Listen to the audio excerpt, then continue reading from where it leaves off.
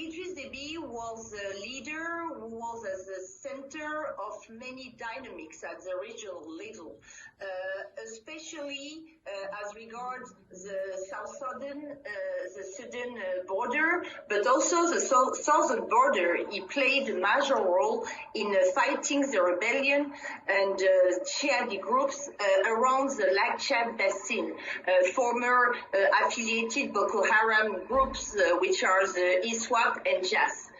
He was also a major partner of France and G5 Sahel. Of France first, because of his own background. He used to be a military officer who was trained in French military academies, and then he had been able to develop very tight, very structured ties with the French military and also with the diplomatic and political apparatus. And within the G5 Sahel organization, he was a key player, especially because he had, and it is often not reminded, but he had a very critical stance over the way the Libyan crisis had been managed by Western leaders, and he was very critical about this.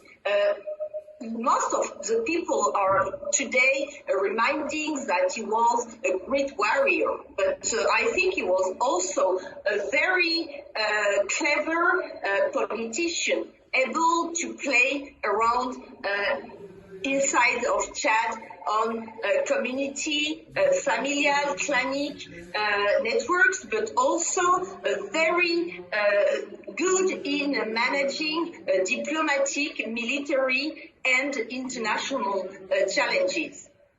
As you said, he was a very clever figure and was able to, I suppose, play many sort of different games within the sphere of international politics. But at home, people feared him and people wanted to rise up against him. I mean, there were civil disobedience movements, there was a real opposition movement against Idriss Deby's 30-year rule. That is the most important legacy, I think. It will be a reminding for from an internal perspective, because he succeeded President Hissène Habré, whose governance was very bloody. And in fact, he oversaw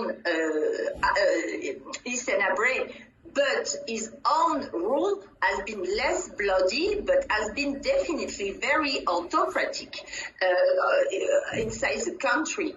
It was, in fact, elected after 6 elections. Which is, of course, not a way of ruling the country in a democratic way.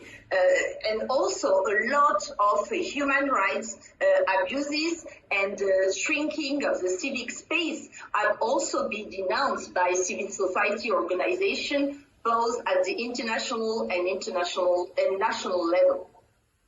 Tell us more about his son, Mohamed Idriss Deby. He is, of course, poised to inherit the leadership of the country, but also the crisis in Chad at the moment, right?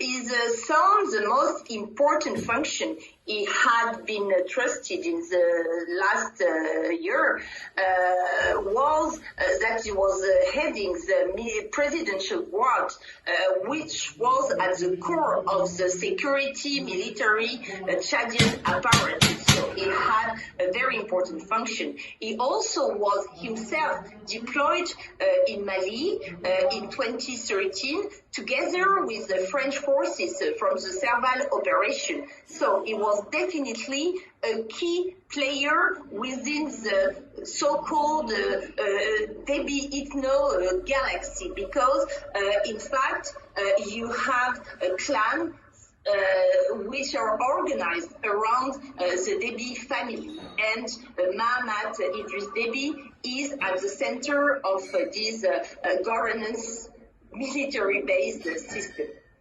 Okay, Nigale Bagayoko, we'll have to leave it there. Thank you very much for joining us here on France 24.